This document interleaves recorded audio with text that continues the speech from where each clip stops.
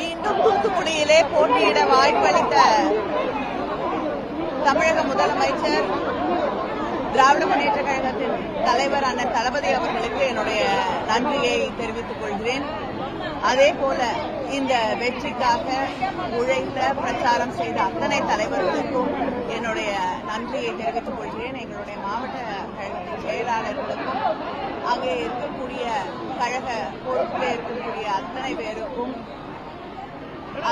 தூத்துக்குடி உடன்பிறப்புகளுக்கும் என்னுடைய நன்றியை தெரிவித்துக் கொள்கிறேன்.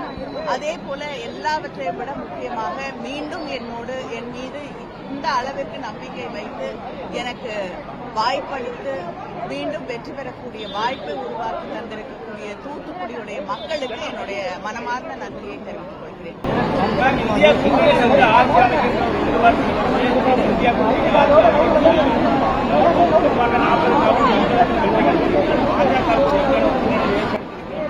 தமிழகத்தில் பாஜகவுக்கு இடமே இல்லை என்பதை இங்கு தாமரை மலராது அப்படிங்கறத மிக தெளிவாக தமிழக மக்கள் தெளிவுபடுத்தி இருக்கிறார்கள். அதனால நிறைய பேர் கனவோடு இருந்தார்கள். அந்த கனவெல்லாம் தெளிவாக்கப்பட்டிருக்கக்கூடிய ஒரு சூழலை தமிழ்நாட்டிலே நாம் பார்த்துக் கொண்டிருக்கிறோம்.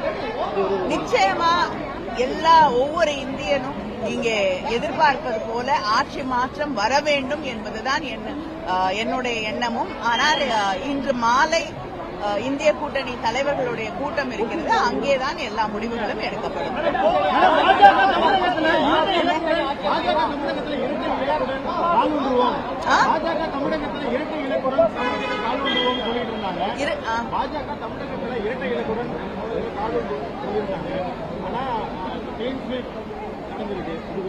அதாங்க இங்க தாமரை மலராதுன்னு தெளிவுபடுத்திருக்காங்க.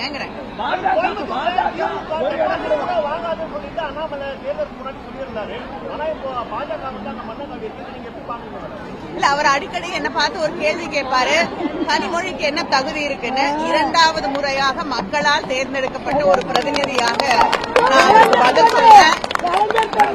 அவருக்கு பதில் சொல்றேன்.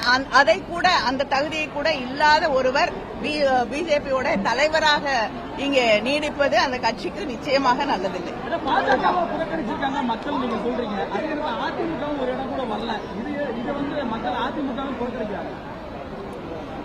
அவங்க அதிமுக கடந்த காலத்தில் செய்த தவறுகளுக்காக இன்னைக்கு மக்கள் அவர்களுக்கு தண்டனை தந்து கொண்டிருக்கிறார்கள்.